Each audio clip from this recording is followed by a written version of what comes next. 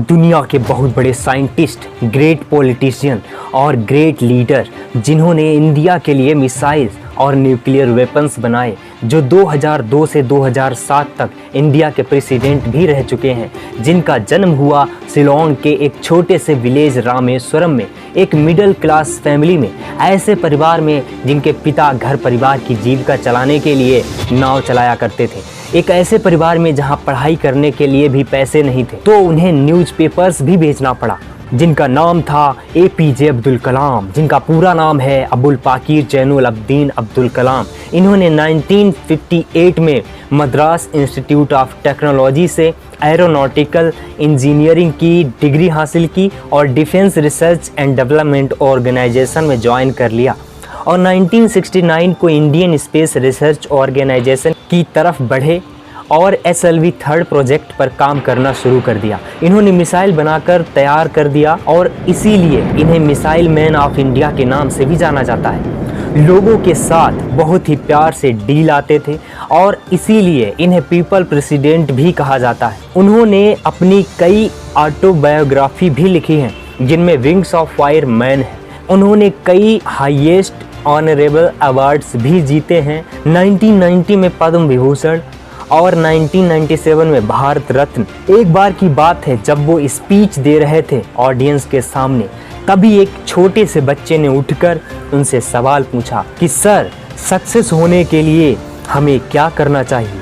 इस पर जो उन्होंने जवाब दिया, वो सुनकर वहाँ जो भी लोग खड़े थे सबके होश उड़ गए। अगर आप भी उन्हें अपनी लाइफ में इस्तेमाल करते हैं तो डेफिनेटली आपको सक्सेस लेने से कोई नहीं रोक सकता। सफलता के ये 4 मंत्र जो APJ अब्दुल कलाम ने दिए हैं।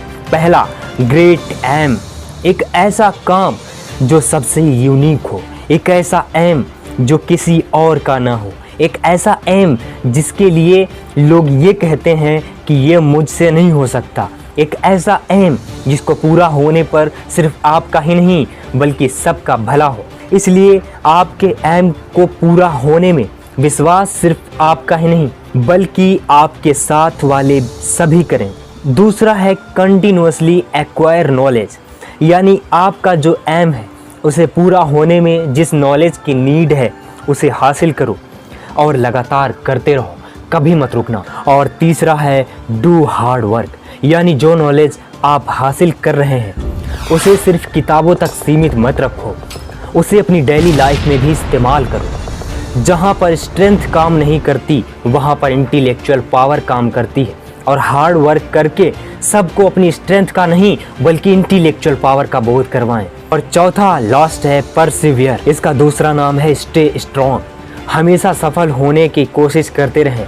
और यहीं से उन्होंने कहा था, असफलता हमें चाहे कितनी भी बार मिले, हार ना मानो, क्योंकि सफलता अगर बनी है तो एक ना एक दिन वो मिलेगी जरूर। Failure will never overtake me if my dedication and my service toward my work is strong enough. जब उनका पहला सैटेलाइट लॉन्च होने वाला था, देश की जनता बाहर इंतजार कर रही थी और फेल हो गया, तो उनको बहुत बड़ा दुख हुआ।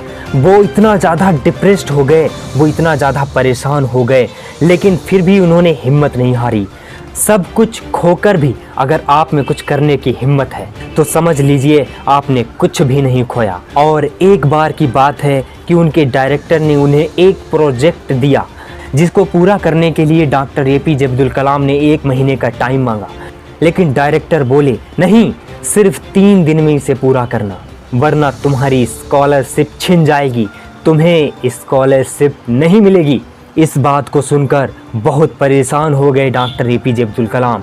रात दिन काम किया और 72 घंटे बाद उन्होंने ऐसा प्रोजेक्ट तैयार किया कि वहाँ सब के सब चौंक गए।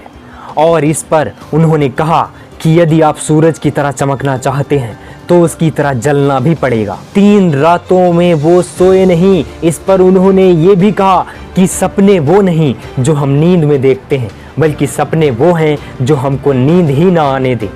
जब APJ अब्दुल कलाम का मिशन पूरा हुआ तो एक बार इंदिरा गांधी ने उन्हें मिलने के लिए बुलाया, बट उनके पास फटे पुराने कपड़े थे, पैरों में चप्पलें थीं, काले दिखने वाले APJ अब्दुल कलाम ने फिर सोचा, काला रंग भले ही बुरा होता है लेकिन हर ब्लैक बोर्ड विद्यार्थियों की ज़िंदगी ब्राइट बनाता है। इंदिरा गांधी ने पूछा कि जब तुम्हारे पास इतने पैसे नहीं थे तो तुम्हें इंतजार करना था, जब पैसे हो जाते तब अपना काम शुरू करते। तो कलाम ने इस बात पर जवाब दिया, इंतजार करने वालों को सिर्फ इतना ही मिलता है जितना कोशिश करने वाले छोड़ देते हैं, और कोशिश करते रहना ही मेरा पैशन है। इंदिरा गांधी ने यह भी पूछा कि आप यहाँ तक पहुँचे कैसे, आखिर आपको सब कैसे आता है साइंस और टेक्नोलॉजी के फील्ड में। तो उन्होंने जवाब दिया, जो मेरे दिमाग में सवाल आता था तुरंत मैं अपने अध्यापक से पूछता था। एक छात्र की सबसे महत्वपूर्ण गुड प्रॉपर्टी ये होती है कि वह हमेशा टीचर से सवाल पूछता रहे। सक्सेस होने के बाद एपीजे अब्दुल कलाम पहली बार जब मीडिया के सामने आए तो मीडिया वालों ने पूछा, आखिर आपकी सक्सेस के पीछे का राज क्या है? अगर किसी को आपकी तरह काम करना है तो वह कैसे कर सकता है?